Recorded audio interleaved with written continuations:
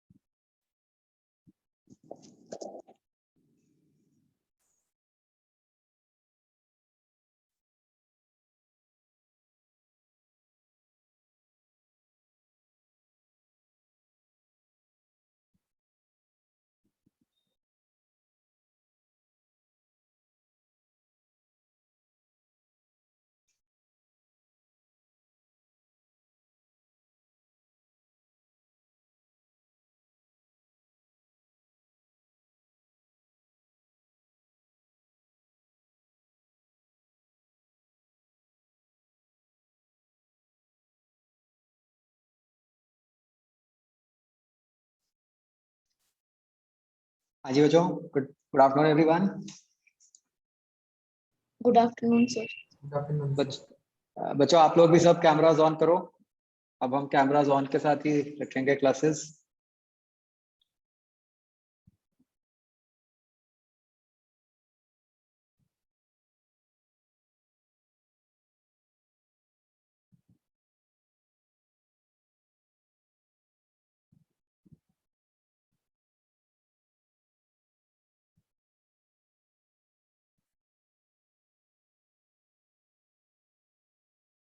करो बच्चों, फटाफट, ना टाइम क्यों।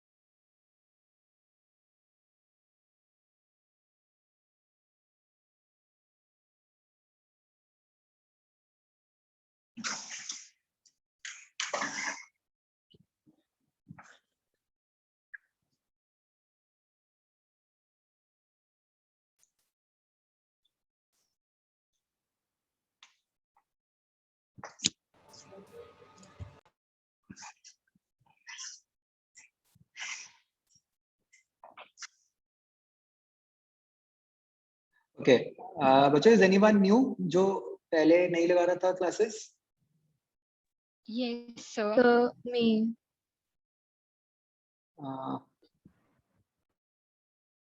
कौन जो पता नहीं चला? Sir, Harshpreet. ओके, और सर मैं भी. नाम बोलना अपना प्लीज। हर्षिता. हर्षिता, ओके।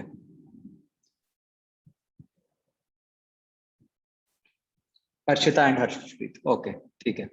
हर्षप्रीत, मेरे ख्याल आप तो पहले ऑनलाइन में दूसरे बैच में लगा रहे थे classes, right? Yes, sir. I attended class for a day. Okay okay. और हर्षिता ने तो अभी स्टार्ट किया है ना? Yes, sir. आज मेरा trial class है first. Okay okay, no problem, ठीक है जी। तो और बच्चों, फिर ऐश हो गई आपकी, हैं प्रिपरेशन हॉलीडेज मांगते मांगते बोर्ड्स ही खत्म करा दिया तुमने, हैं? फिर ये महीना तो पूरा फ्री निकाला होगा, बढ़िया।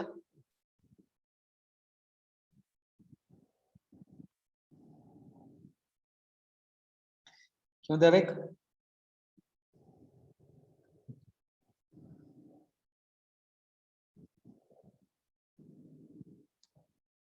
ओके, अच्छा सुहानी, प्री बोर्ड्स थे 16 तक, प्री बोर्ड्स ही चल रहे थे क्या? अच्छा, फिर तो कोई खास टाइम नहीं मिला।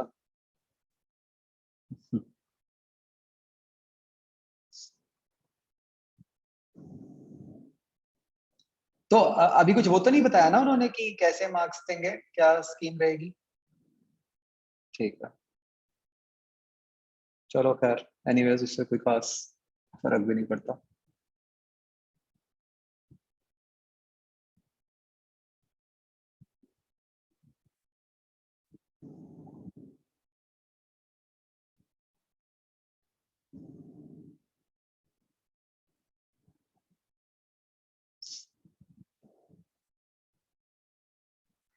ओके बच्चों, बिफोर वी बिगिन, एक तो आई थिंक सबको पता होगा, बट मैं एक बार फिर रिपीट करना चाहता हूँ कि एक तो बच्चों, आप सबके पास वो ऐप का एक्सेस जरूर होना चाहिए, है ना? क्योंकि कोई भी इंफॉर्मेशन जो है बच्चों, मतलब बेसिकली क्या होगा, मैं आपको बता रहा हूँ कि आपका व्हाट्सएप ग्रुप खत्म हो जाएगा विद इन 5-7 डेज। उसके बाद जो भी इंफॉर्मेशन है, कुछ भी है, वो आपकी मतलब उस ऐप के थ्रू ही शेयर होएगी, ठीक है? तो प्लीज मेक श्योर एवरीवन कि आपके पास उस ऐप का एक्सेस हो, ठीक है? सारी डिटेल्स, एक वो इंट्रोडक्शन डॉक्यूमेंट आपके साथ शेयर किया गया था ऐप पे भी और ग्रुप पे भी, ठीक है? प्लीज मेक श्योर कि आपके पास वो डॉक्यूमेंट हो और उसमें जो कुछ लिखा हुआ है उसके अकॉर्डिंग आप कर लो, नहीं तो आपको प्रॉब्लम आएगी बाद में, ठीक है?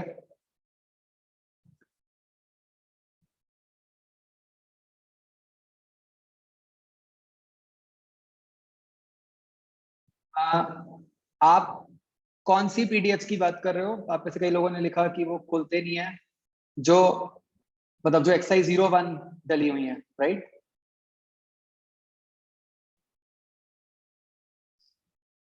है ना?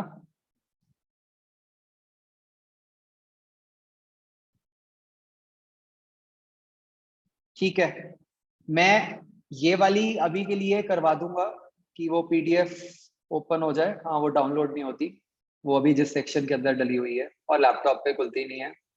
यस, मैं उसको करवा दूंगा, ठीक है? बट बच्चों, एक बात मतलब मैं आपसे वैसे शेयर करना चाहता था, स्पेशली मतलब अभी हम जब मतलब ऑनलाइन क्लासेस हैं उनके लिए, ठीक है? मतलब कुछ बातें जो वी ऑल शुड फॉलो।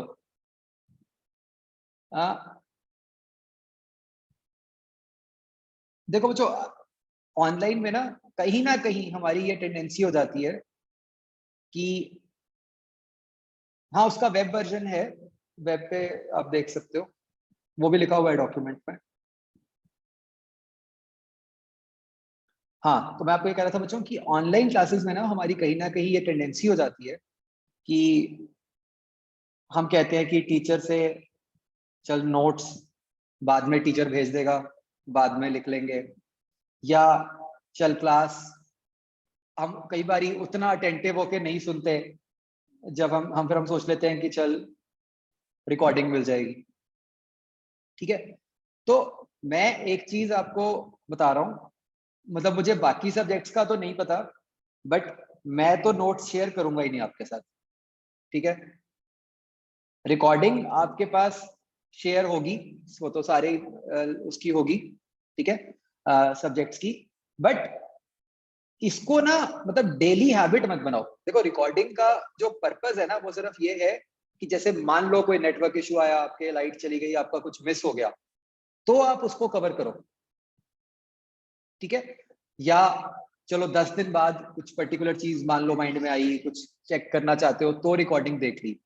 उसके अलावा you should not rely on recordings, और for that matter even the notes. मतलब कि आपको क्लास में ही साथ साथ नोट्स बनाने हैं, और मतलब सारा कुछ अटेंटिवली सुनना है, जैसे कि आप नॉर्मल क्लास में भी करते हैं, हम ऑफलाइन फिजिकल क्लास में भी तो यही करते हैं ना।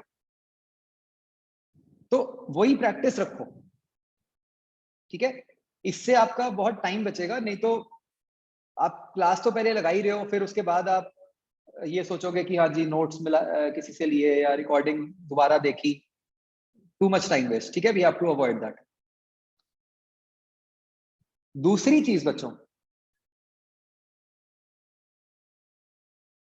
क्लास हो गई, क्लास तो ऑनलाइन होएगी, कांट हेल्प इट, लेकिन उसके बाद आपने जितनी पढ़ाई करनी है वो आप सारी की सारी ऑफलाइन करोगे। ठीक है, तो मतलब मैं ये पीडीएफ अरेंज कर दूंगा, मुझे कोई प्रॉब्लम नहीं है, बट ये इसके प्रिंट आउट्स भी अवेलेबल है इंस्टीट्यूट में। आप एक बार अपने मम्मी पापा को कह के या जैसे भी करके वो प्रिंट आउट्स कलेक्ट करवा लो।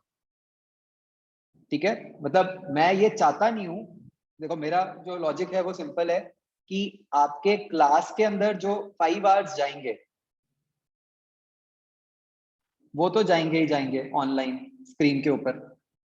मैं उसके अलावा नहीं चाहता कि पढ़ाई के ऊपर भी आपका कोई टाइम स्क्रीन पे जाए। ठीक है, वो ऑफलाइन होना चाहिए।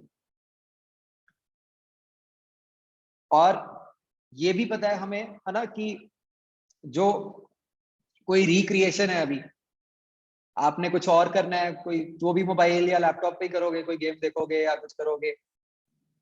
ठीक है, तो इफेक्टिवली ये नहीं हो जाना चाहिए कि पढ़ाई भी और पढ़ाई के अलावा भी हम जो कुछ कर रहे हैं वो सारा कुछ हम स्क्रीन के आगे ही कर रहे हैं।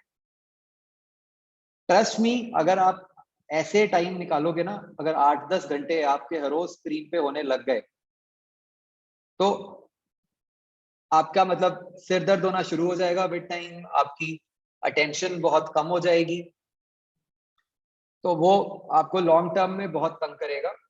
तो हम शुरू से ही ये हैबिट डालें बच्चों। देखो मैं ये बिल्कुल नहीं कह रहा कि आप बिल्कुल मोबाइल ना यूज करो या आप लैपटॉप ना यूज करो, ऑब्वियसली अभी वाले टाइम में और कुछ है भी नहीं करने को, बट मैं ये जरूर कह रहा हूँ, ठीक है, और ये हैबिट शुरू से ही बना लो कि डोंट मिक्स थिंग्स। ठीक है, मतलब सिंपल सी बात, चलो क्लास होएगी 5 घंटे की, वो हमने ऑनलाइन लगा ली, डन। उसके अलावा अगर कुछ रिक्रिएशन है हमारी, राइट, गेम है, यूट्यूब है, वॉट वो भी हमने 1 से 1.5 घंटा टोटल स्पेंड कर लिया, कोई दिक्कत नहीं है। लेकिन अब जब ये आप रिक्रिएशन पे कर रहे हो, तो उस टाइम पे कुछ और नहीं, मतलब ये नहीं चाहिए मुझे कि हाँ जी हम होमवर्क कर रहे थे और साथ में हमने मोबाइल रखा हुआ था। ये सबसे गंदी आदत है, अगर पड़ गई ना तो आप 2 साल ऐसे ही चलेगा।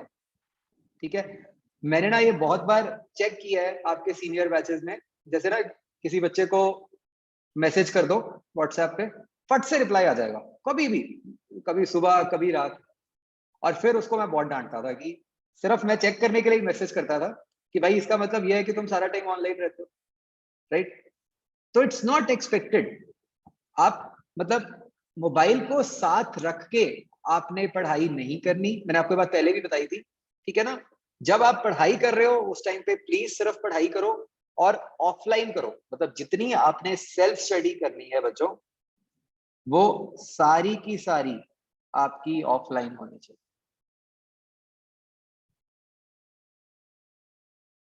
ठीक है, ताकि हमारा एक बैलेंस बना रहे। और इसके अलावा मैंने आपको 1-1.5 घंटा कह दिया कि आप चाहे ये ऑनलाइन कर लो, कोई प्रॉब्लम नहीं है, बट अगर ये कर रहे हो तो आपका कम से कम 0.5 से 1 आवर कुछ फिजिकल रिक्रिएशन भी होना चाहिए पक्का से।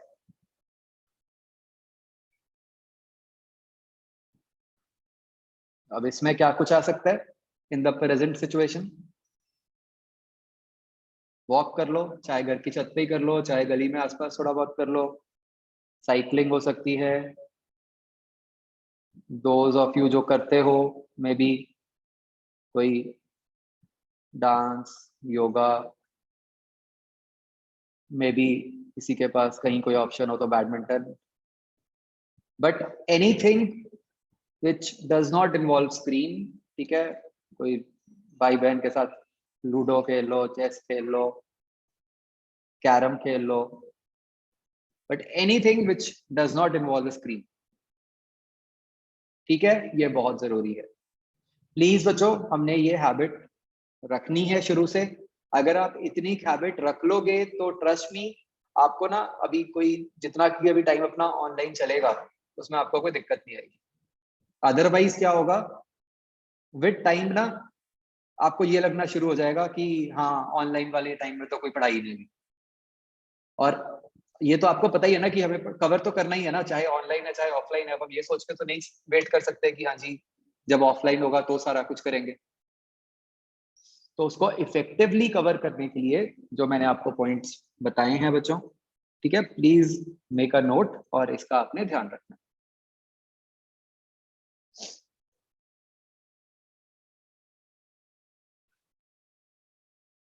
ओके,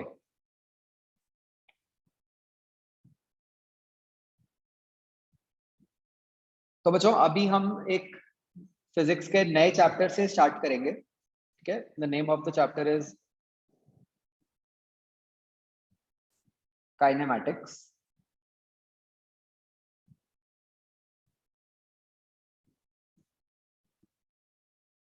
स्कूल का बच्चों मैं अभी बताऊंगा आपको, ठीक है, प्रेजेंटली कुछ मत करो स्कूल का, ठीक है, आई टेल यू।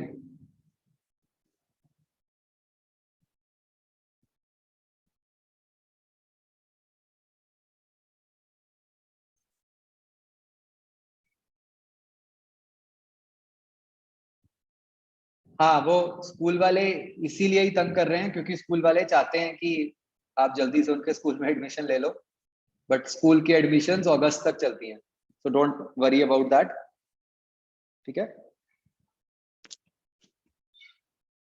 मैं आपको बताता हूँ, ठीक है, मैं विद इन 5-7 डेज आपको बता दूंगा स्कूल का।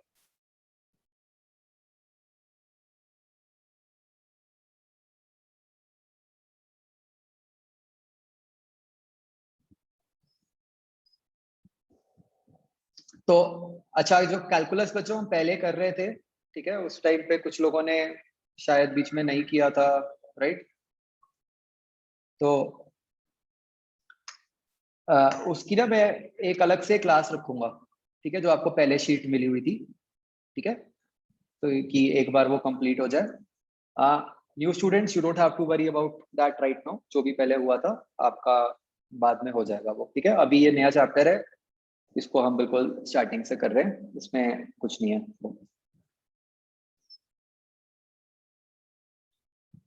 ओके, तो बच्चों ये जो चैप्टर है काइनेमैटिक्स, इसका क्या मतलब है?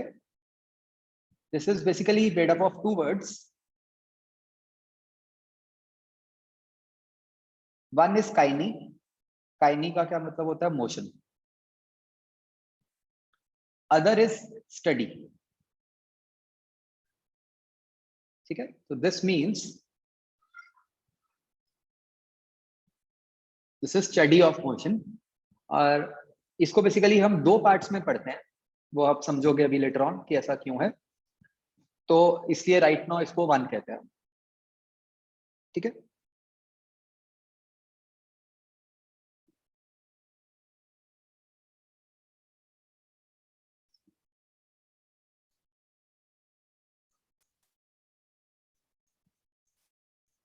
तो बच्चों अभी जब हम मोशन के बारे में पढ़ेंगे, ठीक है, राइट नाउ बेसिकली ये जो स्टडी है इसको हम दो पार्ट्स में ब्रेक कर सकते हैं आइडियली, जिसमें हम या तो ये कह सकते हैं कि हाउ थिंग्स मूव,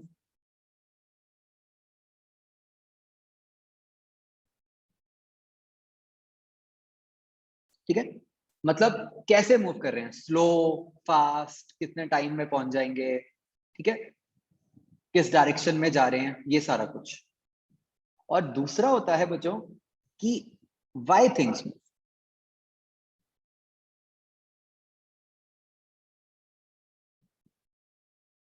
ठीक है। व्हाई थिंग्स मूव का क्या मतलब, जस्ट फॉर एग्जांपल, भाई अर्थ सन के अबाउट गोल ही क्यों घूम रही है, स्क्वायर में क्यों नहीं घूम रही,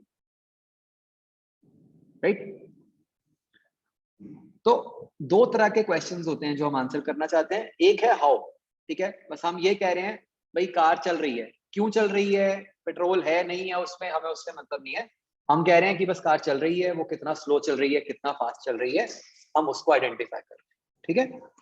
दूसरा है क्यों, ठीक है बच्चों, एक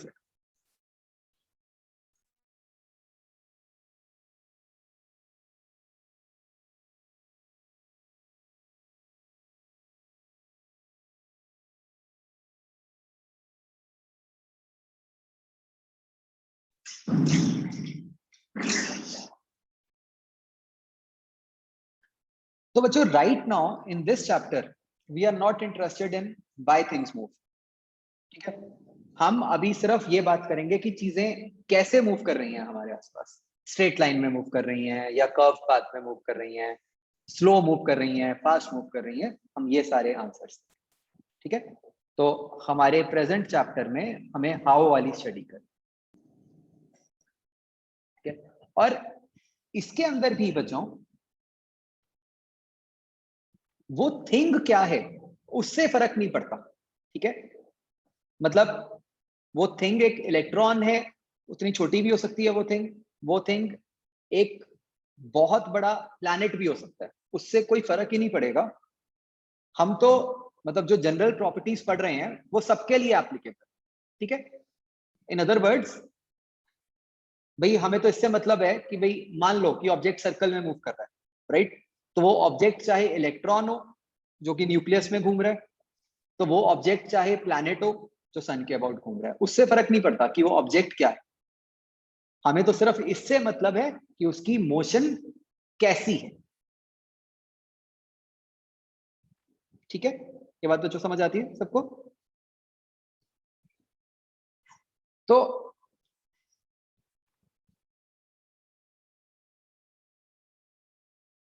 इसको हम ऐसे कहते हैं बच्चों कि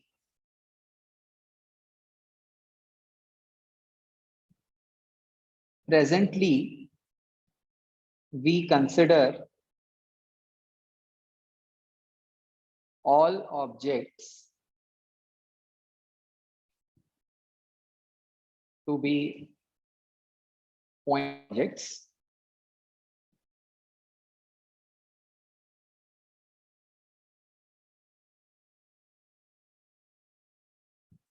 इसका क्या मतलब है कि उस ऑब्जेक्ट का खुद का शेप साइज हमें उससे फर्क नहीं पड़ता,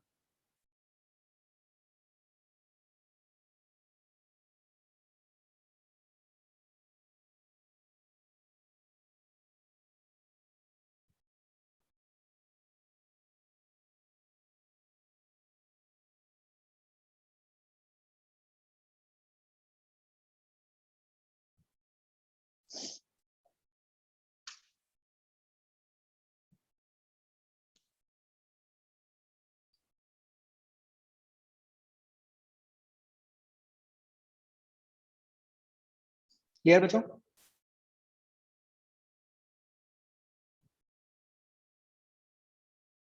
तो मतलब क्या समझ आया हमें अभी तक कि right now we will be talking about how things move, and उसके अंदर भी हमें इससे मतलब नहीं होगा कि उस ऑब्जेक्ट का खुद का शेप साइज क्या है, ठीक है, ओके।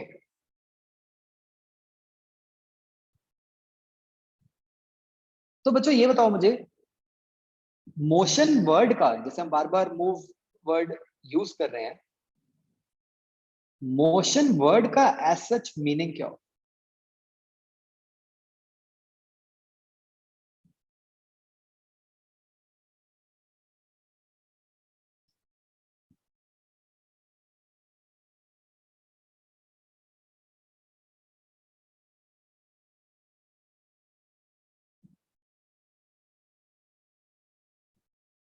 मतलब चलो इसको सिंपल फॉर्म में पुट करते हैं बच्चों, इस क्वेश्चन को।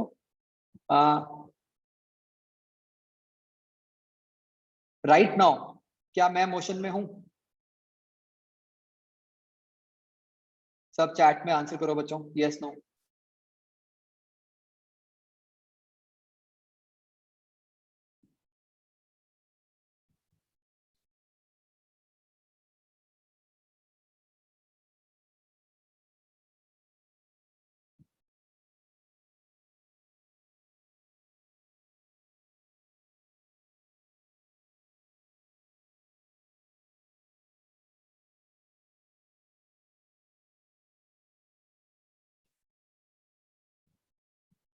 ओके, तो बच्चों मेरे पास कुछ मल्टीपल आंसर्स आए, like some of you answered yes, some of you answered no, some of you answered both, and some of you also answered कि it depends, right बच्चों? तो अगर हम इस बात को सिंपली सोचें, ठीक है, इसको ऐसे बोलते हैं कि जब आप मुझे देख रहे हो तो आपको तो मैं रेस्ट पे लग रहा हूं, है ना? लेकिन यहीं पे अगर कोई मान लो मुझे जुपिटर से देख रहा हो,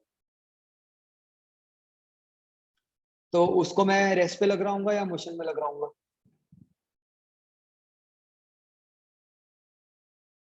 मोशन में ही लग रहा हूँ, है ना, कि अर्थ घूमती हुई लग रही होगी उसको, एंड सो ऑन।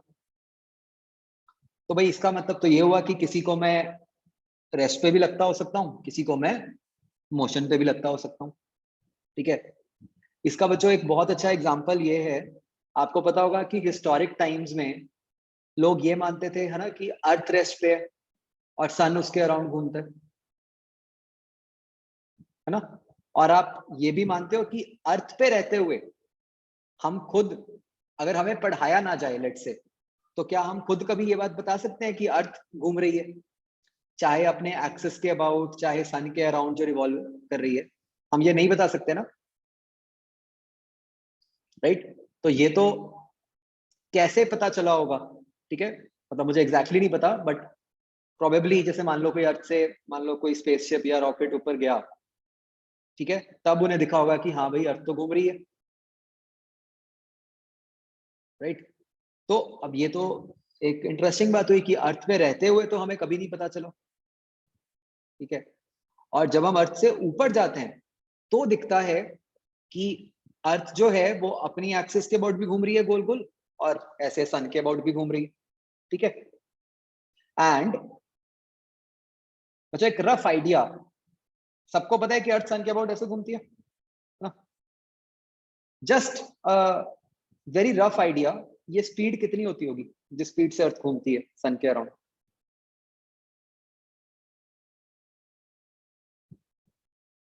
मतलब मुझे एग्जैक्ट वैल्यू नहीं चाहिए, मेरे को तो बस ऑर्डर चाहिए कि मतलब मीटर में है, सेंटीमीटर में है, किलोमीटर में है, कितनी की होती होगी?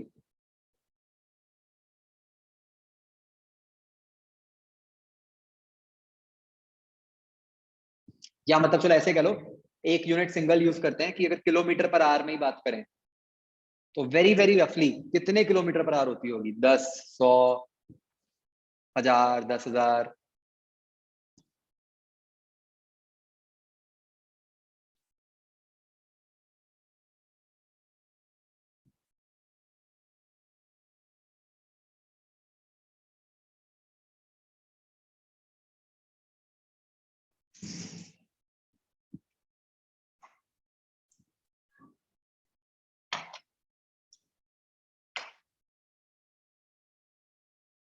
तो बच्चों that value is in lakhs, करीब मतलब 2-3 lakh kilometre per hour speed होती है, अगर हम मतलब मान लो सन से देख रहे हैं,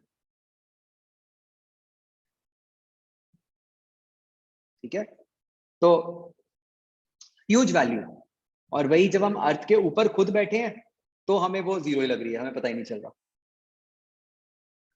तो इन सारी बातों से क्या पता चलता है बच्चों कि कोई भी ऑब्जेक्ट मोशन में है या नहीं है, हम उसके बारे में तब तक नहीं बता सकते जब तक हमें ये ना पता हो कि हम उस ऑब्जेक्ट को कहां से देख रहे हैं, है ना। जैसे मैंने अपने लिए जो एग्जांपल पुट किया था कि भाई अगर आप मुझे देख रहे हो तो आपको मैं रेस्ट में लग रहा हूं, है ना।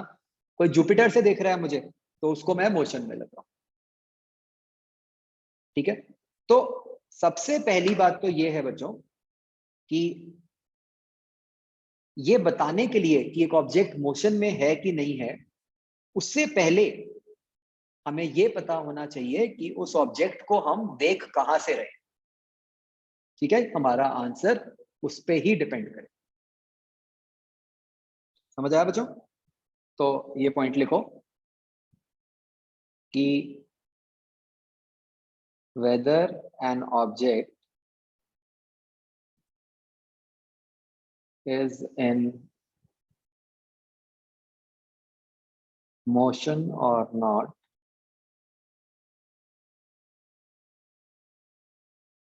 depends on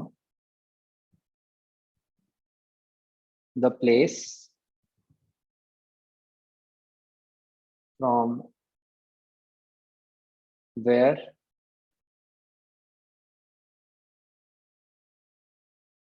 we are observing the object।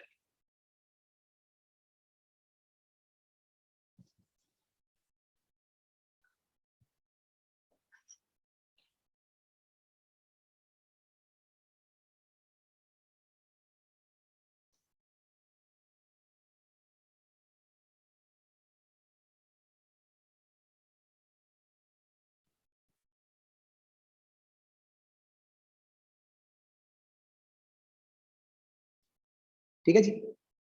तो जब तक हमें बच्चों वो प्लेस नहीं पता, ठीक है, तब तक हम मोशन के बारे में बात कर ही नहीं सकते, ठीक है। हम बच्चों आगे भी देखेंगे कि ये क्वेश्चन सिर्फ मोशन के लिए नहीं, हम और भी बहुत सारी प्रॉपर्टीज के लिए ये क्वेश्चन उठाया करेंगे कि भाई क्या वो जो भी प्रॉपर्टी होगी क्या उसको इससे डिपेंड करेगा कि हम कहां से देख रहे हैं या नहीं करेगा डिपेंड, ठीक है। तो विल सी ग्रेजुअली। तो ये बच्चों हम जिस प्लेस से देख रहे होते हैं, जिस प्लेस से हम एक ऑब्जेक्ट को देख रहे होते हैं,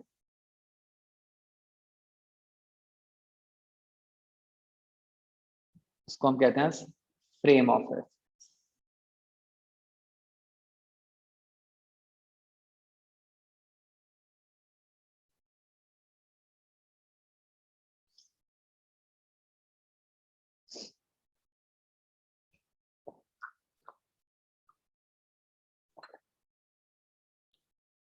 ठीक है बच्चों, ये बात समझ आई?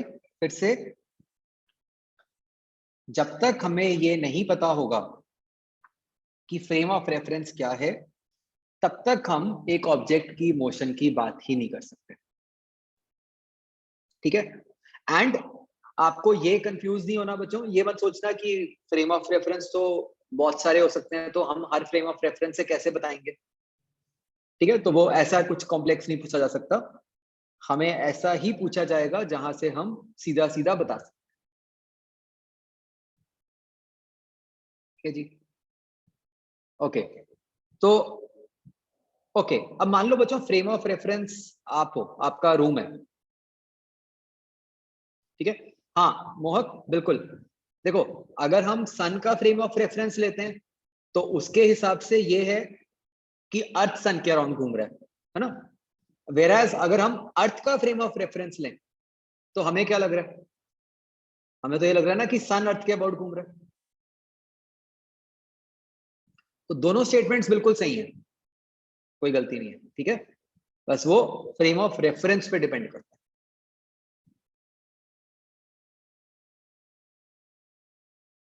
हाँ जी, तो मैं कह रहा था कि मान लो फ्रेम ऑफ रेफरेंस अब आपका रोम है। अब आपके फ्रेम ऑफ रेफरेंस के हिसाब से क्या मैं रेस्ट पे हूं या मोशन में हूं? रेस्ट। Rest. ओके, ये कैसे पता चल रहा है बच्चों?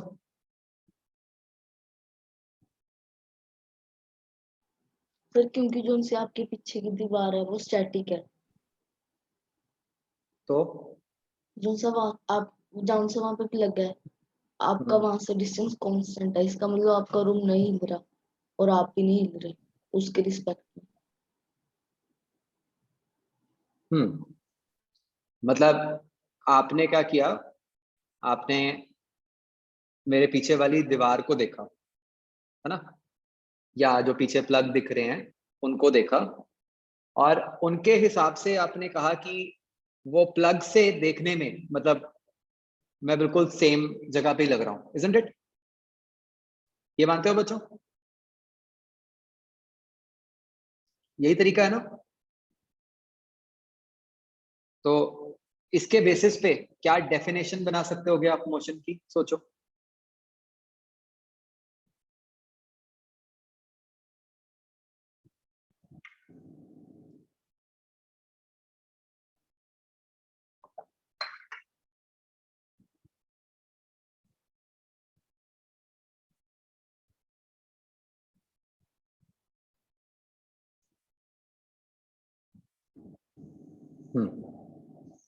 तो अब हम मोशन की डेफिनेशन बना सकते हैं बच्चों, ये लिखते हैं कि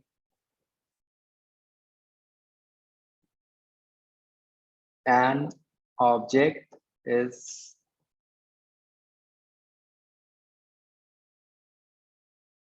said to be in motion with respect to a frame of reference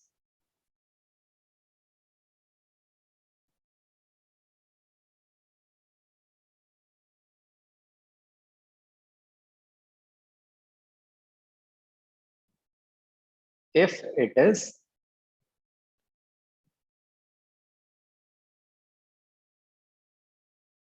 changing its position with time।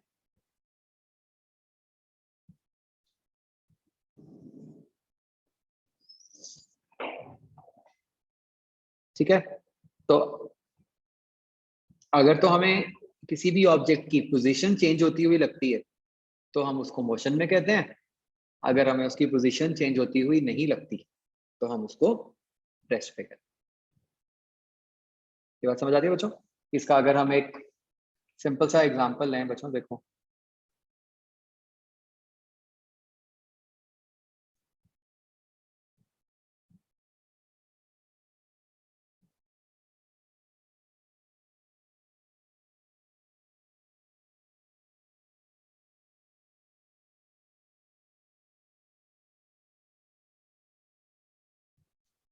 Let's say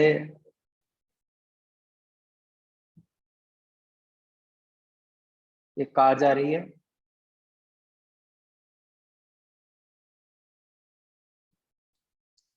एक पर्सन वहां में ग्राउंड पे खड़ा है,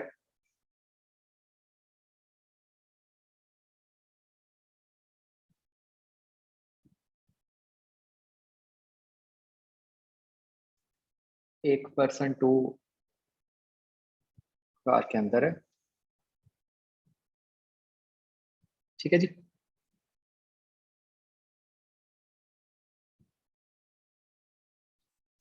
तो मैं बच्चों आपको अलग अलग फ्रेम ऑफ रेफरेंस बोलूंगा, ठीक है, और उसके हिसाब से आपने मुझे बताना है कि जो अलग अलग ऑब्जेक्ट्स हैं वो रेस्ट पे हैं या मोशन में। ठीक है,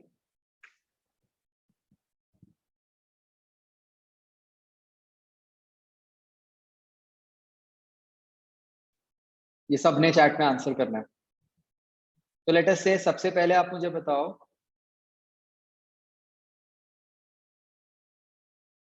tree with respect to 1।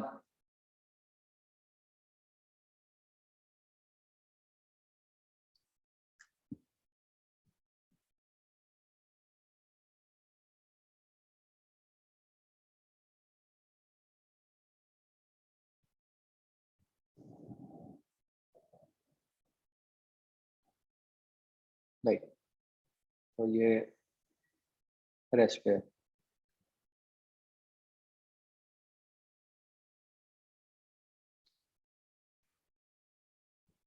Free with respect to to,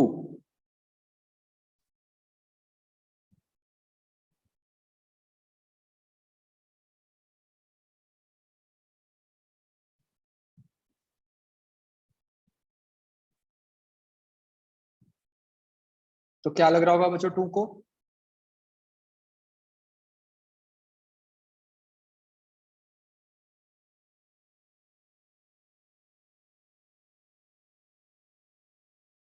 to को लग रहा होगा कि वो खुद रुका हुआ है और पेड़ मूव कर रहा है ना?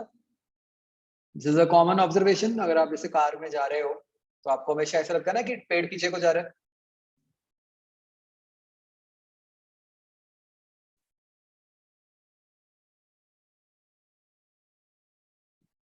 इसमें कोई डाउट किसी को भी?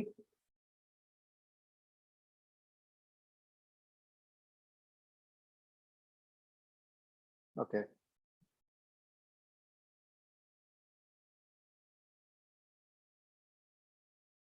To with respect to car,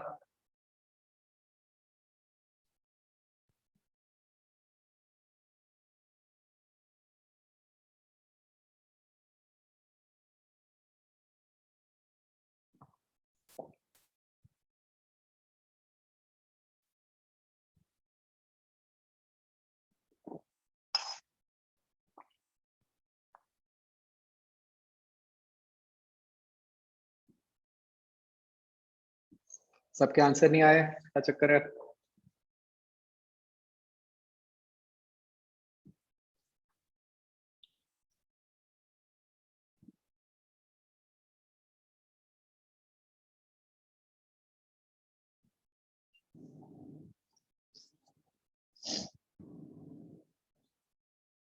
rest. सबको क्लियर हो गया बिल्कुल?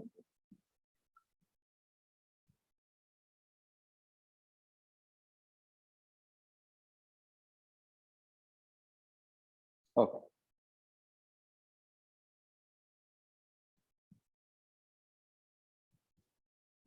तो बच्चों what we have learned so far is कि हम कैसे किसी भी ऑब्जेक्ट की मोशन को आइडेंटिफाई करते हैं, है ना, कि वो मोशन में है या नहीं है। तो हमें इंपॉर्टेंट बात ये समझ आ गई है कि सबसे पहले तो वो ऑब्जर्वर पे डिपेंड, मतलब फ्रेम ऑफ रेफरेंस पे डिपेंड करता है। और दूसरी बात कि वो फ्रेम ऑफ रेफरेंस के हिसाब से कैसे हमें पता चलता है कि भाई पोजीशन चेंज हो रही है कि नहीं। Is this thing clear to all?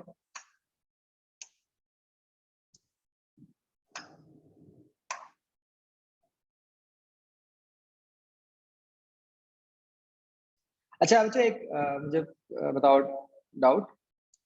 जैसे जब मैं आपसे पूछ रहा था कि मैं मोशन में हूं या नहीं हूं, तो किसी ने ये पॉइंट क्यों नहीं उठाया कि भाई सर आपके लिप्स तो हिल रहे हैं या शायद आपके हाथ तो हिल रहे हैं, तो इसलिए आप मोशन में हो? या तब मेरे लिप्स बिल्कुल नहीं हिल रहे थे, ऐसा कुछ था? सर आपने सर एक तरह आपकी से ना पोजीशन चेंज नहीं हो रही विद रिस्पेक्ट टू टाइम। नहीं तो मेरे लिप्स की पोजीशन तो चेंज हो ही रही होगी प्रोबेबली।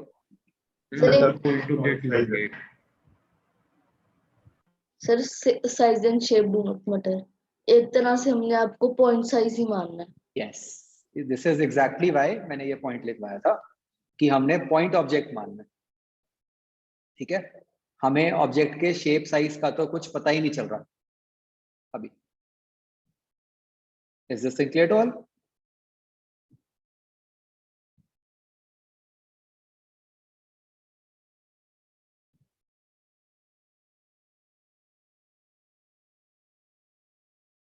ओके, तो अब बच्चों now that we can identify कि एक ऑब्जेक्ट मोशन में है कि नहीं है, अब हम उसकी अलग अलग प्रॉपर्टीज को पढ़ना शुरू करेंगे। ठीक है, तो the first property which we will study today,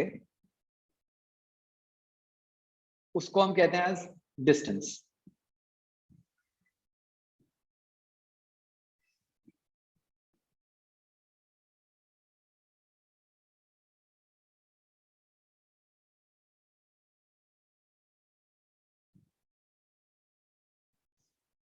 ठीक है, तो मान लो कोई ऑब्जेक्ट बच्चों पहले पॉइंट ए पर है, अब वो पॉइंट बी पर गया किसी एक रास्ते से, तो सबको पता है, बताओ डिस्टेंस क्या होता है? Speed into time. देखो, जब हम कुछ, एक बच्चों बात समझना आप, हम फिजिक्स कैसे पढ़ते हैं, हम ना हमेशा अपनी डेफिनेशन में कुछ ऐसा नहीं यूज करते जिसके बारे में हमें पता ही नहीं। मतलब जैसे आई गॉट एन आंसर की distance is speed into time, उसमें दिक्कत क्या थी?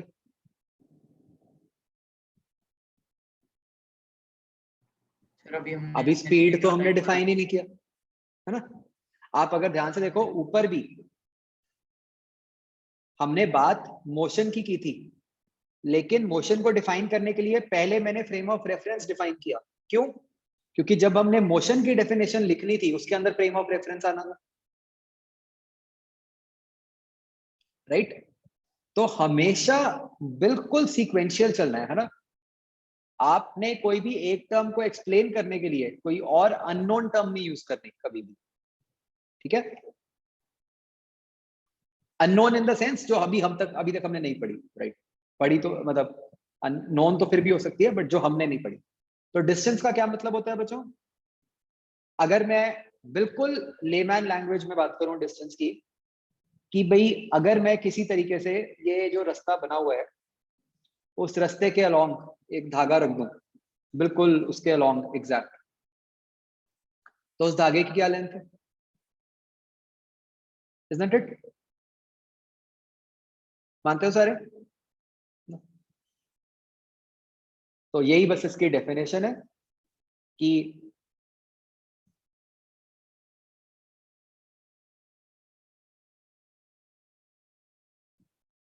Length of total path travelled bye an object.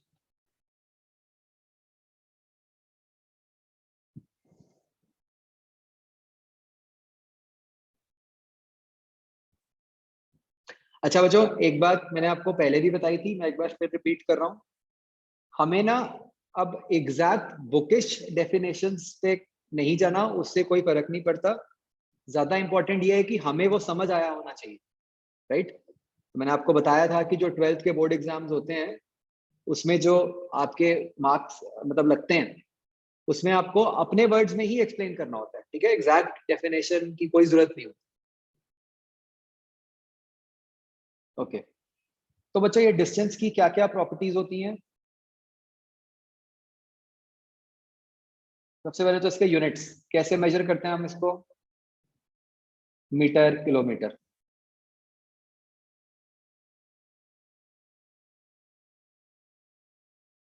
Next,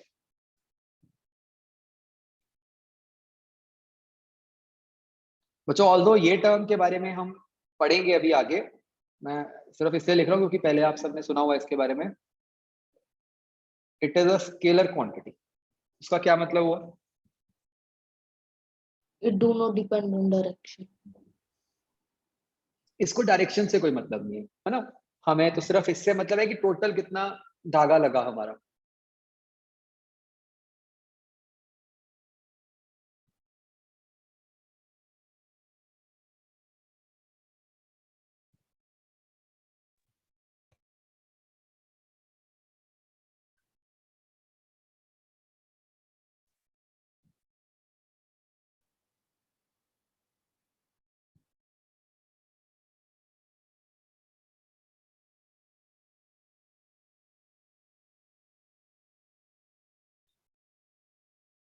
next बच्चों, आ,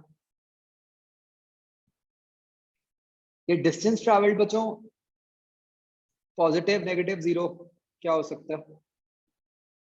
पॉजिटिव। मतलब नेगेटिव हो सकता है कभी? No, नहीं sir. हो सकता है ना? No. एक लेंथ है ये, एक लेंथ कभी नेगेटिव नहीं हो सकती।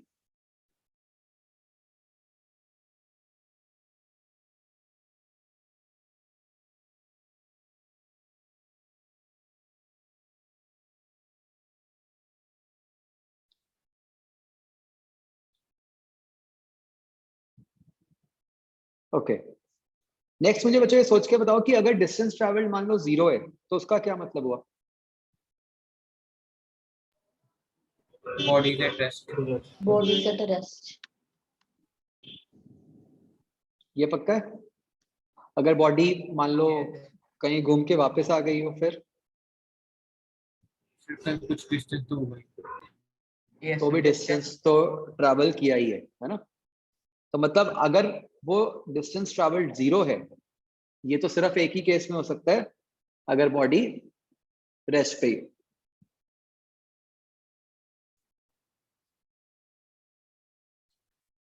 अच्छा बच्चों, अगर मान लो मैं कार को रिवर्स में चला रहा हूं तो क्या तब कुछ डिस्टेंस ट्रैवल हो रहा है?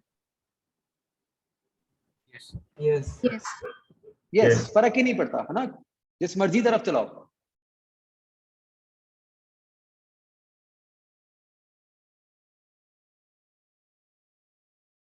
तो अगर डिस्टेंस ट्रैवल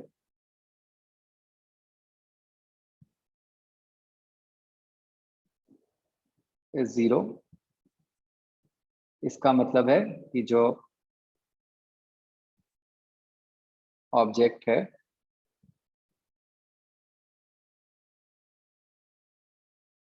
वो रेस्ट पे।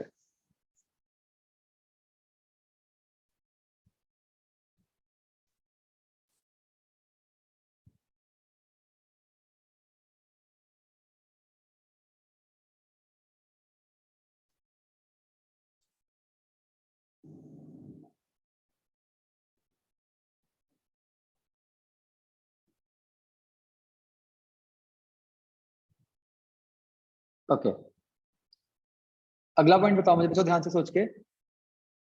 मान लो एक बॉडी मूव कर रही है, आपको पहले से गिवन है, ठीक है, कि इट इज मूविंग। तो हम डिस्टेंस ट्रैवल के बारे में क्या कह सकते हैं कि वो बढ़ रहा होगा, कम हो रहा होगा, कांस्टेंट रह रहा होगा? इंक्रीज ही करेगा हमेशा। इंक्रीज होगा। फिर increase होगा। सब ये मानते हो कि अगर एक बॉडी मूव कर रही है तो डिस्टेंस तो इंक्रीज ही हो रहा होगा, कम तो हो ही नहीं सकता?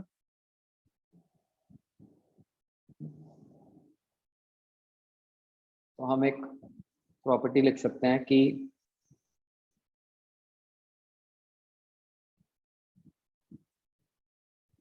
Distance travelled can never decrease with time.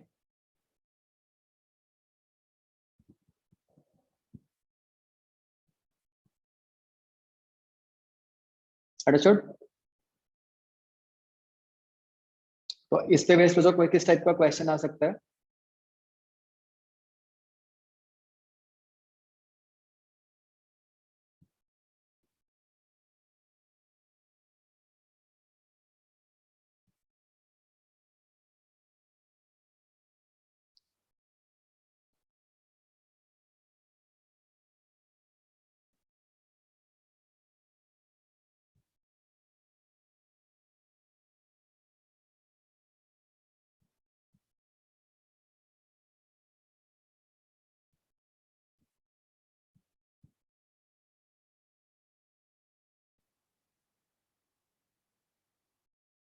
अच्छा मान लो ये दो टाइप के ग्राफ दिए हुए हैं,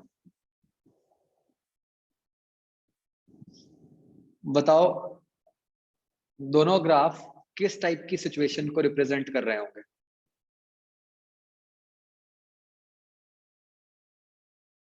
सर फर्स्ट वाला ग्राफ है object at rest and second वाला ग्राफ प्रैक्टिकली पॉसिबल नहीं है।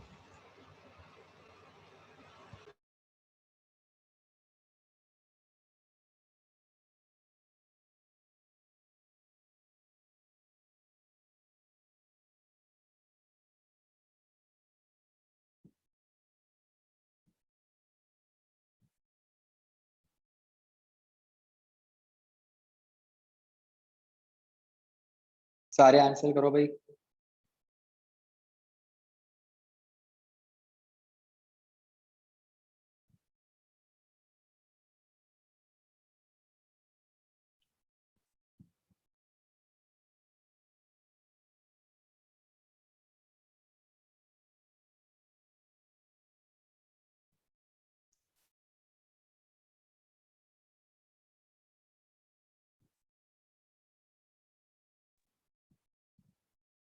यस, तो आई थिंक सबने ठीक आंसर किया है। जो फर्स्ट केस है it represents a body at rest, and जो सेकंड केस है ये ग्राफ पॉसिबल ही नहीं है, राइट? क्योंकि ये ग्राफ दिखा रहा है कि डिस्टेंस ट्रैवल्ड कम हो रहा है।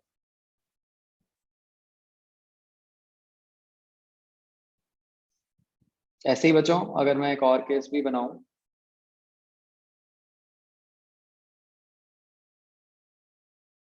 लेट अस से लाइक दिस,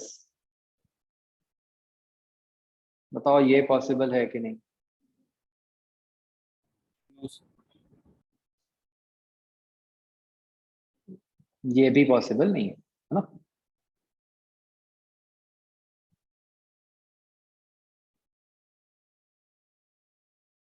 क्योंकि डिस्टेंस नेगेटिव तो हो नहीं सकता, राइट?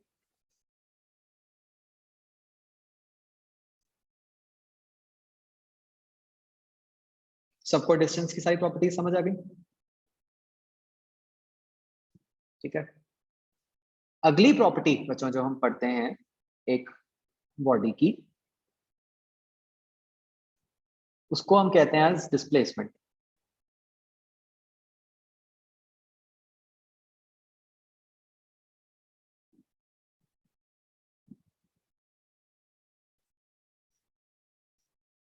तो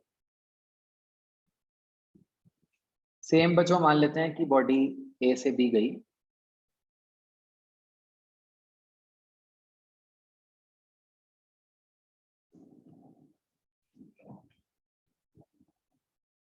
है जी?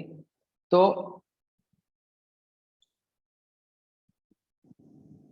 डिस्प्लेसमेंट का क्या मतलब होता है बच्चों? shortest distance. Shortest distance Shortest between distance final and between initial initial and final positions. Shortest path, ठीक है? हम कहेंगे कि जो भी इनिशियल और फाइनल पोजीशंस हैं उनमें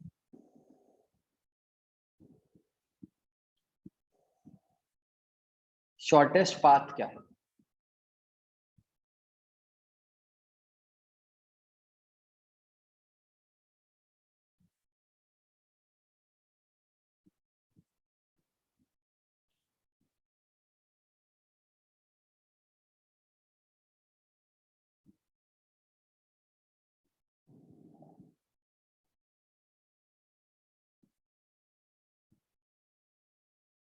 राइट? तो जो मैंने ग्रीन से दिखाया हुआ है,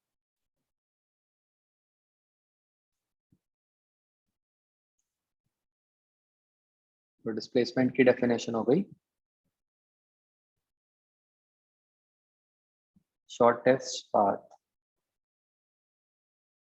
between any two points.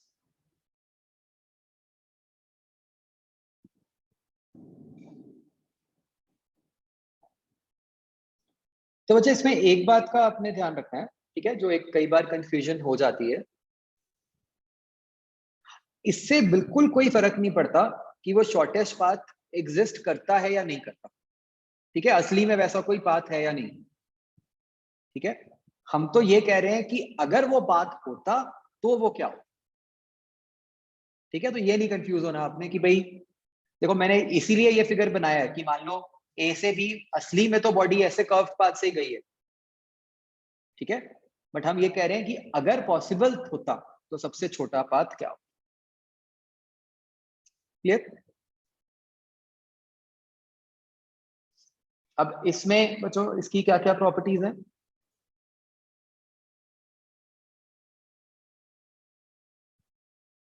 इसको भी हम बच्चों मेजर किलोमीटर्स या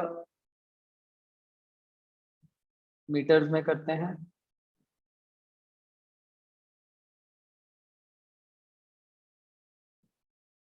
ठीक है जी। बताओ बच्चों ये स्केलर है या वेक्टर है?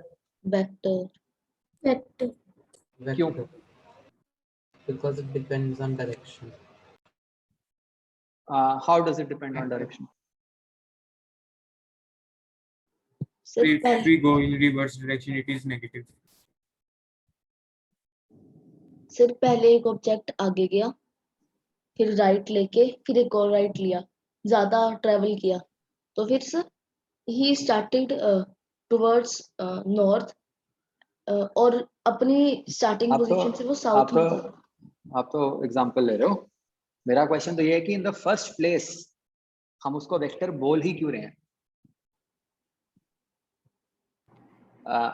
क्योंकि मतलब अगर हम डिस्प्लेसमेंट की बात करें तो हम ये नहीं कह सकते कि डिस्प्लेसमेंट हो रही है, हम ये कहेंगे कि किस डायरेक्शन में डिस्प्लेसमेंट हो रही है। अगेन वो तो जो आपने बोला वो तो फिर से वो बात हो गई कि अगर हमने ये डिफाइन किया होगा कि हाँ कि डिस्प्लेसमेंट के साथ डायरेक्शन है तो ऐसा है जो आप कह रहे हो, है ना। मेरा क्वेश्चन तो डेफिनेशन पे ही है कि हम डेफिनेशन पे डायरेक्शन की बात क्यों कर रहे हैं।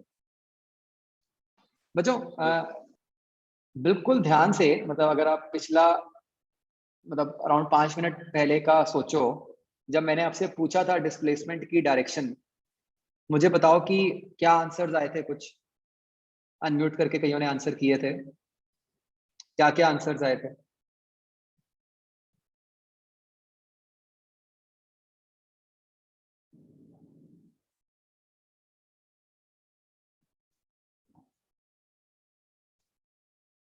आप में से कुछ लोगों ने बोला था शॉर्टेस्ट डिस्टेंस बिटवीन 2 पॉइंट्स, बोला था। सम ऑफ यू स्पोक दिस, ठीक है। लेकिन मैंने जब लिखवाया है, अब देखो मैंने क्या लिखवाया है, शॉर्टेस्ट पाथ, मैंने डिस्टेंस नहीं लिखवाया, ठीक है। तो डेफिनेशन क्या कह रही है कि भाई ए से बी जाने का सबसे छोटा रास्ता, ठीक है। भाई अगर अब आपको ए से बी पर ही पहुंचना है और वो भी सबसे छोटे रास्ते से, तो अगर आप एक पर्टिकुलर डायरेक्शन में जाओगे तभी बी पे पहुंचोगे ना। ऐसा तो नहीं है ना कि अगर मैं मान लो आपको इस ग्रीन लाइन की लेंथ बता दूं, मान लो वो 5 मीटर है, तो ऐसा तो नहीं है ना कि आप ए से किसी भी तरफ 5 मीटर चले जाओगे तो आप बी पे पहुंच जाओगे, है ना। क्या डेफिनेशन है हमारी? हमारी डेफिनेशन ये है कि भाई बताओ ए से बी जाने का सबसे छोटा रास्ता क्या है। तो आपको क्या बताना पड़ेगा? आपको ये बताना पड़ेगा कि भाई ठीक है, अगर आपको ए से बी सबसे छोटे रास्ते से जाना है तो आप 5 मीटर जाओ और आपको उसके साथ इस पर्टिकुलर तरफ जाओ, तभी आप बी पे पहुंचो। क्या ये बात समझ आती है बच्चों? तो it is because of this definition जिसके अंदर पाथ वर्ड आ गया,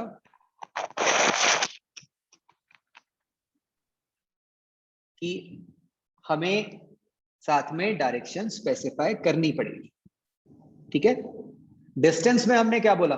डिस्टेंस में तो मैंने क्या बोला था भाई, टोटल धागा कितना लगा उतनी लेंथ बता दो, है ना। वहां तो कोई डायरेक्शन का चक्कर ही नहीं था।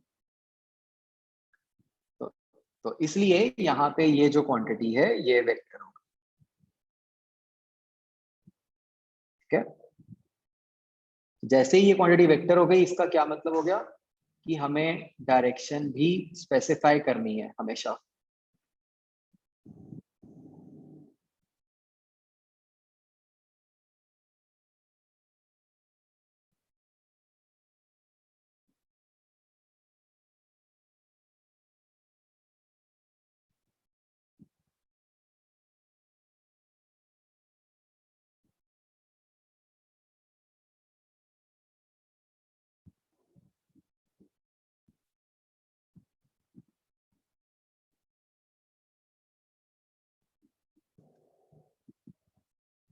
क्या ये बात समझ आई बच्चों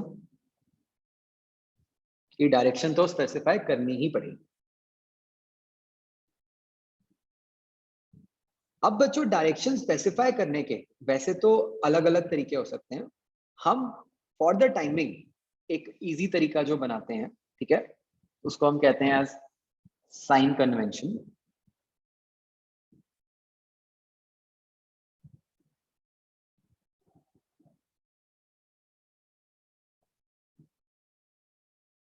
ठीक है, उसके लिए उसमें हम क्या फिक्स कर लेते हैं कि भाई अगर तो कोई डिस्प्लेसमेंट आगे की तरफ हो रही है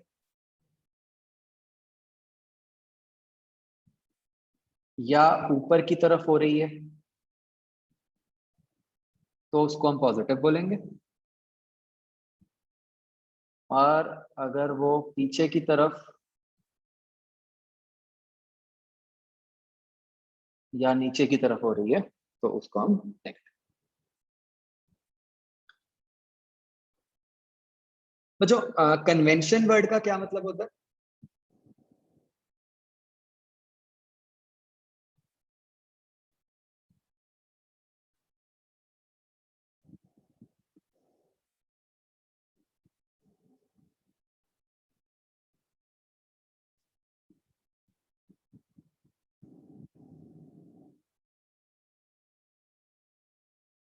ओके, तो बच्चों कन्वेंशन का मतलब होता है कि बेसिकली एक समझौता, एक अग्रीमेंट, ठीक है। जैसे मैं कहता हूं कि हमने ये साइन कन्वेंशन बना ली, तो मतलब हमारा आपस में ये अग्रीमेंट हो गया कि हम राइट साइड को प्लस बोलेंगे और ऊपर वाली साइड को प्लस बोलेंगे, ठीक है। इसमें कोई लॉजिक नहीं है, कोई ऐसा नहीं है कि आप उल्टा नहीं कर सकते थे, बिल्कुल कर सकते थे, but just for the sake of simplicity कि सारे एक जैसा बोले, हमने ये कन्वेंशन फिक्स, ठीक है। तो ये हम अपनी सिंप्लिसिटी के लिए कन्वेंशन बनाते हैं, ठीक है। और ये मतलब फिजिक्स में जितना भी हम पढ़ेंगे वहां हर जगह फॉलो भी होती है। और अगर आप बच्चों ध्यान से देखो, इट इज बिल्कुल सेम एज कोऑर्डिनेट सिस्टम, समझ आ रहा है? और ये लगेगी फिलहाल सिर्फ आप देख सकते हो कि अगर आप मतलब राइट को जा रहे हो या ऊपर की तरफ जा रहे हो, मतलब हॉरिजॉन्टल वर्टिकल डायरेक्शन में लगेगी और कहीं नहीं लग सकती, है ना। तो बाकी जगह कैसे डायरेक्शन देनी है वो हम समझेंगे। फिलहाल के लिए हमें ये समझना है कि अगर ये इन दो डायरेक्शंस में हो रही हो एक्स वाई में तो कैसे बता दो, ठीक है जी। ओके, अब बताओ बच्चों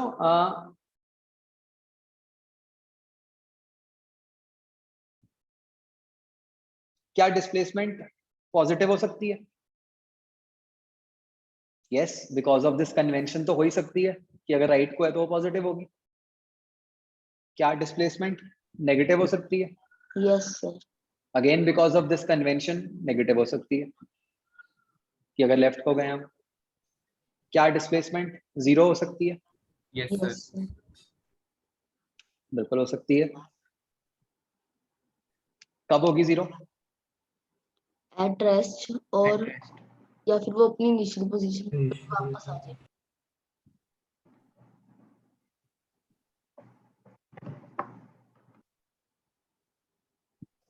तो displacement can be positive, negative और जीरो।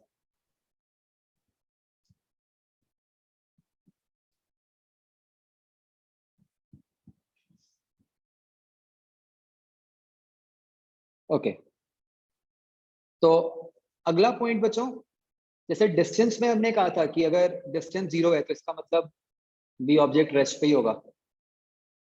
क्या डिस्प्लेसमेंट में भी हम ये कह सकते हैं कि अगर डिस्प्लेसमेंट जीरो है तो ऑब्जेक्ट रेस्ट पे होगा? No. तो क्या होना चाहिए, मतलब क्या पॉसिबिलिटी है? सर एक तो कि वो रेस्ट पे है या फिर उसने अपनी इनिशियल पोजीशन पे फिर से आ गया वो। उसकी इनिशियल पोजीशन और फाइनल पोजीशन सेम पॉइंट है। Yes sir. यस, तो मतलब फिर से बच्चों, भाई डिस्टेंस जीरो का मतलब तो 100% है कि ऑब्जेक्ट रेस्ट पे ही रहा, राइट। लेकिन डिस्प्लेसमेंट जीरो में दो केसेस हो सकते हैं। एक हो सकता है कि ऑब्जेक्ट रेस्ट पे रहा हो, और एक ये भी हो सकता है कि ऑब्जेक्ट अपनी ओरिजिनल पोजीशन पे वापस आ गया। क्लियर?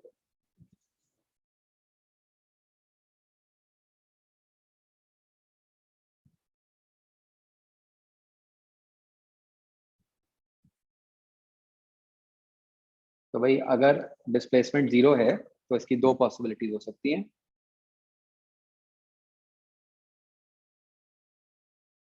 वन इज की object is at rest,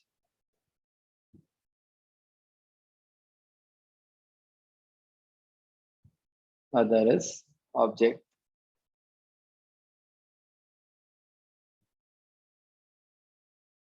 returns to original position.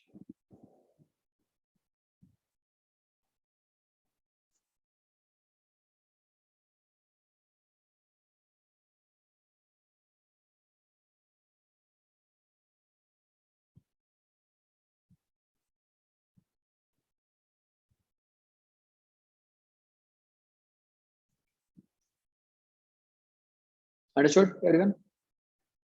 Okay बच्चों, इस फिगर से मुझे देख के बताओ कि किसी भी केस में डिस्प्लेसमेंट ढूंढने का तरीका क्या होगा? सर दोनों पॉइंट्स को कनेक्ट कर देना। सिंपली बस जो भी इनिशियल पोजीशन है और फाइनल पोजीशन है उसको स्ट्रेट लाइन से ज्वाइन कर दो, है ना?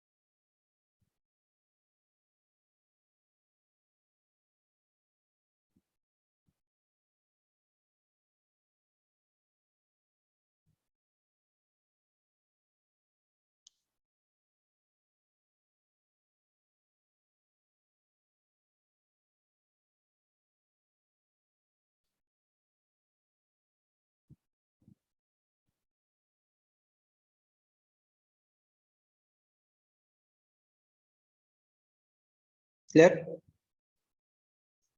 ओके नेक्स्ट बच्चों, जैसे हमने डिस्टेंस में लिखा था कि डिस्टेंस कभी टाइम के साथ डिक्रीज नहीं करता, क्या डिस्प्लेसमेंट टाइम के साथ डिक्रीज कर सकती है? Yes. Yes sir. कैसे? सर जब वो 0 हो रहा है तो उसमें ये केस आ गया। नहीं समझ आया, दोबारा बोलो। सर पहले तो जब डिस्टेंस बढ़ रहा था तब डिस्प्लेसमेंट भी बढ़ रही थी। जब सर वो फिर से अपनी इनिशियल पोजीशन पे आ रहा है तो डिस्प्लेसमेंट भी कम हो रही है पर डिस्टेंस बढ़ रहा है। कि जैसे मान लो एक ऑब्जेक्ट पहले राइट को जा रहा है, तो जब तक तो राइट को जा रहा है तो डिस्टेंस भी बढ़ रहा है और डिस्प्लेसमेंट भी बढ़ रही है। लेकिन अब मान लो वो आगे जाके अब पीछे को आना शुरू करते हैं, अब क्या हो जाएगा? डिस्टेंस तो स्टिल बढ़ रहा है ना? लेकिन डिस्प्लेसमेंट को क्या हो जाएगा? डिस्प्लेसमेंट तो कम होनी शुरू हो जाएगी। क्यों? क्योंकि वो अपनी ओरिजिनल पोजीशन के तो पास आ रहा है, राइट? तो यहां से हमें क्या समझ आया कि जो डिस्प्लेसमेंट है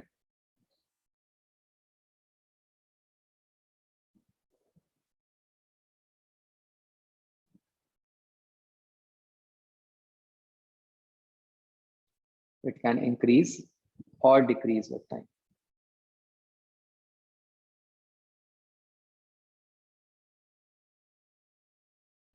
राइट?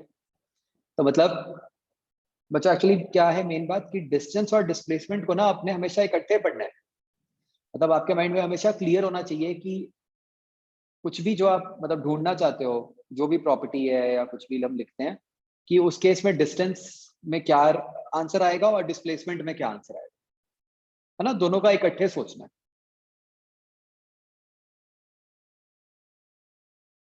सबको क्लियर हो गया? बिल्कुल ओके।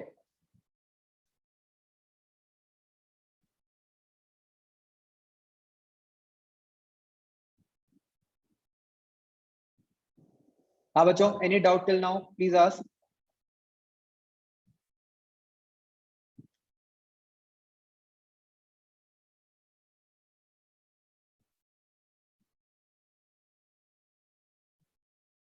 ठीक है, तो चलो मैं बच्चों कुछ सिचुएशंस देता हूँ, ठीक है?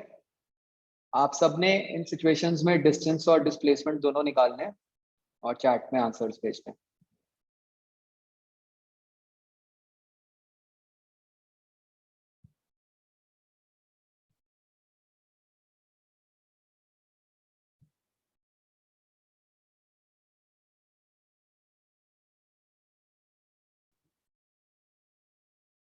शार्ट, बिल्कुल सिंपल क्वेश्चन है, करो इसका आंसर।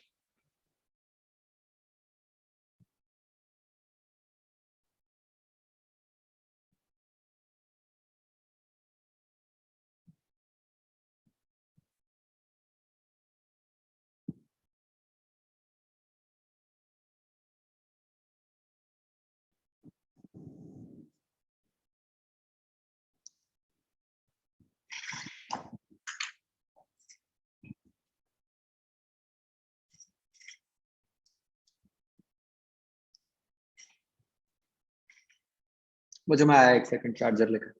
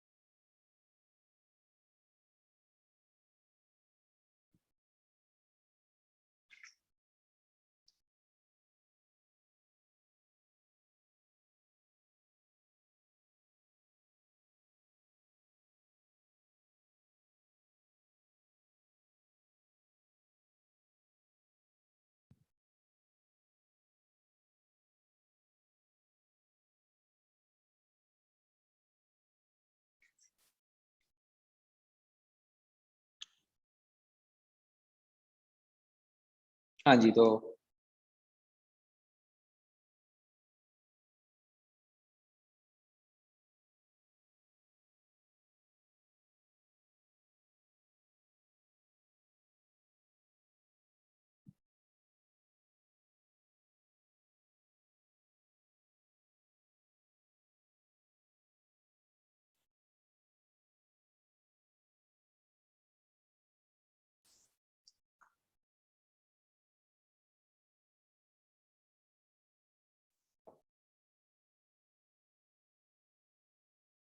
भाई ठीक है, सबका डिस्टेंस 10 हो गया, डिस्प्लेसमेंट 2 हो गई, राइट? ओके,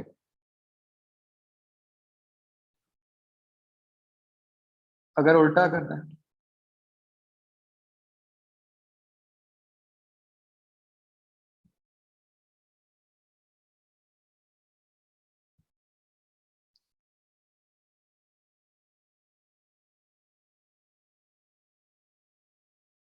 आप बताओ।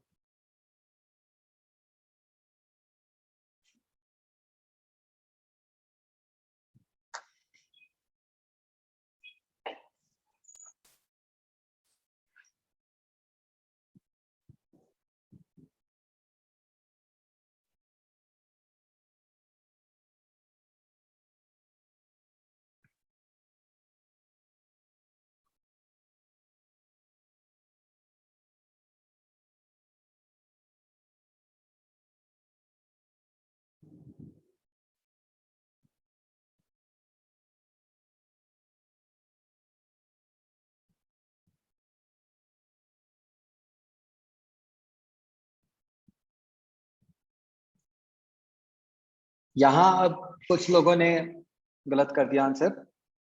देखो, डिस्टेंस में तो कोई डाउट ही नहीं था, 10 है। जो डिस्प्लेसमेंट में, please keep this in mind कि डिस्प्लेसमेंट में साथ में डायरेक्शन भी सोचनी है ना? ऊपर वाले क्वेश्चन में तो क्या था कि, और ना मतलब डिस्प्लेसमेंट दिखाओ हमेशा।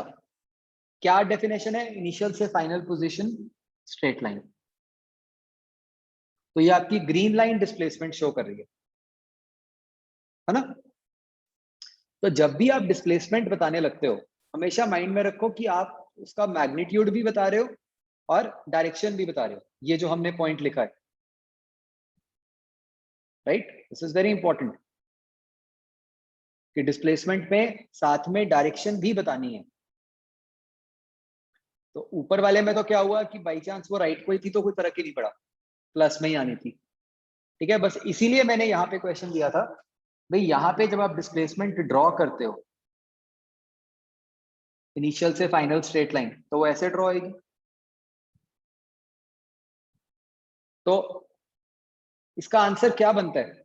इसका आंसर बनता है कि या तो, जो इसको हम मल्टीपल तरीके से एक्सप्रेस कर सकते हैं, या तो आप ऐसे लिख दो 2 मीटर लेफ्ट की तरफ, ये भी ठीक है, चाहे आप एरो ही बना दो 2 मीटर टुवर्ड्स लेफ्ट, कोई दिक्कत नहीं है, या आप -2 लिख दो, क्योंकि हमने अंडरस्टैंडिंग तो बनाई हुई है, कन्वेंशन तो बनाई हुई है कि माइनस का मतलब क्या है लेफ्ट। तो किसी भी तरीके से एक्सप्रेस कर दो, बट प्लीज रिमेंबर कि डायरेक्शन साथ में स्पेसिफाई करनी जरूरी है डिस्प्लेसमेंट के केस में। -2 के अंदर नीचे वाला भी तो हो सकता है।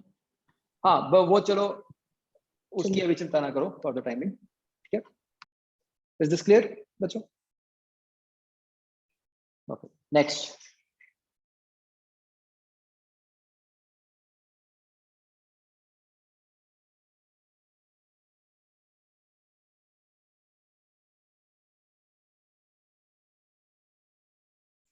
इसमें बताओ,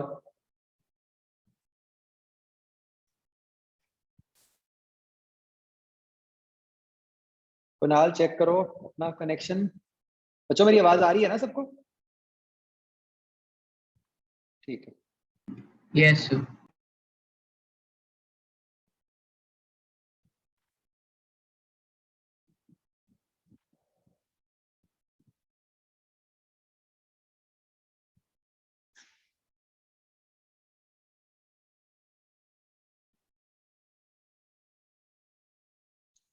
मतलब कमाल है, इसमें भी गलत आंसर दे सकते हैं लोग।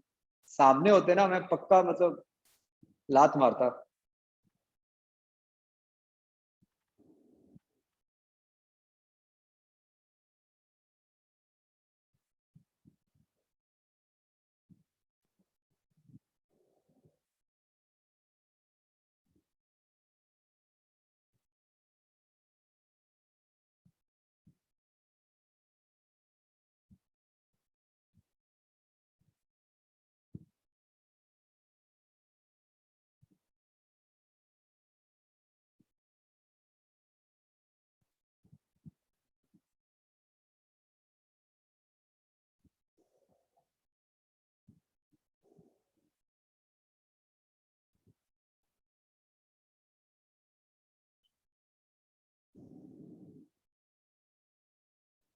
हाँ जी, बताओ भाई फटाफट।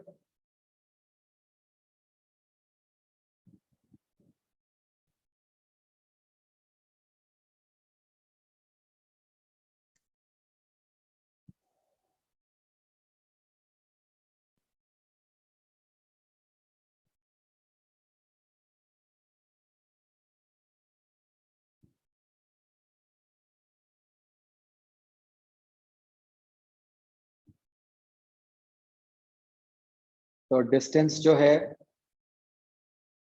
वो होगा 22 मीटर्स और डिस्प्लेसमेंट होगी 14 मीटर्स।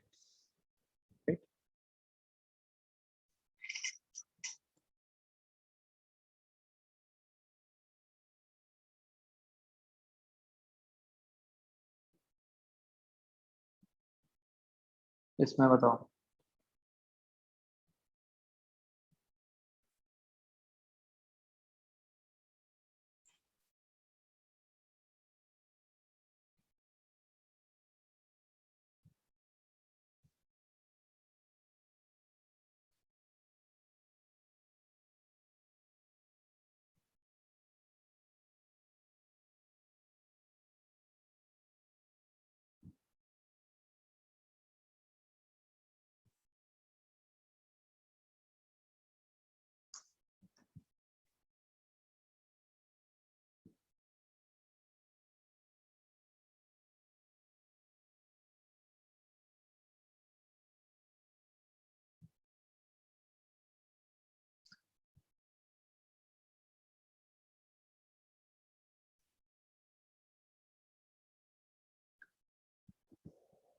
कमाल है भाई, इसमें भी गलत आंसर दे सकते हैं लोग। एडिशन नहीं करनी आ रही है, हद हो गई।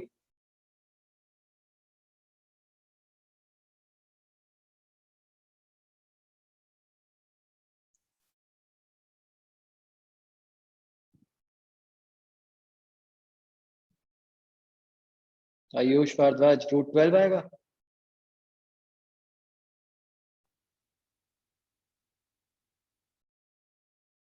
फिर कहते हो टेस्ट में सिली मिस्टेक हो गई। सौम्य शेखर 36 + 16 is 42।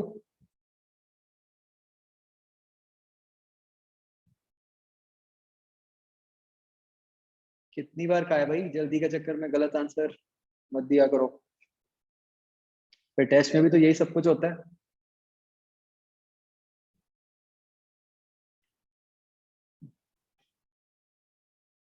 राइट, तो यहाँ डिस्टेंस क्या है 10,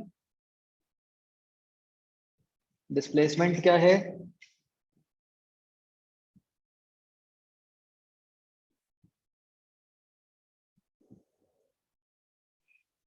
ऐसे बच्चों, ऑलवेज रिमेंबर, ठीक है, डिस्प्लेसमेंट में एरो भी दिखाना है। तो बच्चों यहाँ पे अब क्या है, डिस्प्लेसमेंट का पाइथागोरस थ्योरम से जो मैग्नीट्यूड है वो तो √52 मीटर्स आ गया, ठीक है। अब आप ये समझ सकते हो कि इस केस में डायरेक्शन स्पेसिफाई करना मुश्किल है थोड़ा, है ना, सीधा प्लस माइनस से तो कर नहीं सकते। तो ऐसे में हम क्या करते हैं, वैसे there are various ways for the timing. बस आप क्या कर दोगे, ऐसे एरो दिखा दो, रफ आइडिया तो लग गया कि किस तरफ को है। अच्छा, some of you mentioned north east. North east नहीं बोल सकते, वो गलत है। क्यों? क्योंकि इधर कोई डायरेक्शन नहीं दी हुई। वो 45 डिग्री नॉर्थ ईस्ट सिर्फ तब होता है अगर फिर एग्जैक्टली नॉर्थ और ईस्ट के बीच में हो, मतलब 45 डिग्री एंगल हो।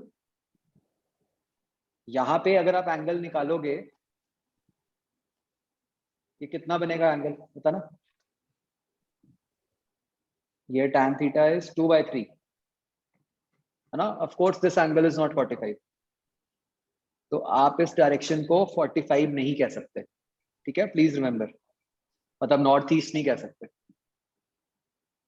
सर वैसे भी नॉर्थ, सर हमें ये भी नहीं पता कि 6 मीटर वाली डायरेक्शन ईस्ट है इधर की। नहीं चलो वो तो कई बार हम स्टैंडर्ड मान लेते हैं कि नॉर्थ ऊपर को ईस्ट राइट को, वो दिक्कत नहीं है, बट दिक्कत मेन एंगल वाली है। ठीक है जी, क्लियर बच्चों? Okay sir. ओके चलो ठीक है बच्चों, that's it. Your homework is please revise the notes carefully, और वो जो मटेरियल है, हाँ आप एंगल से भी डायरेक्शन मेंशन कर सकते हो, बिल्कुल।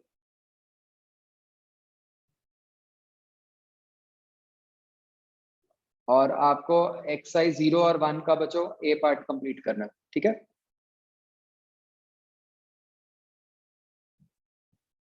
ओके, मेरा क्वेश्चन है, मेरी वीक में 2 क्लासेस होंगी या 3? मेरी बच्चों 4 क्लासेस होंगी, सिर्फ इस वीक 3 है, उसके अलावा नहीं, इस वीक 2 ही रह गई बाई चांस, अगले वीक से तो आपकी हर सब्जेक्ट में 4-4 होंगी, ठीक है।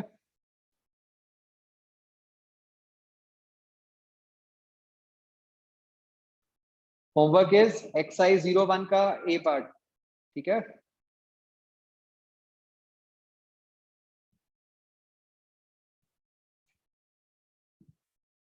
चलो ठीक है बच्चों। Thank you sir.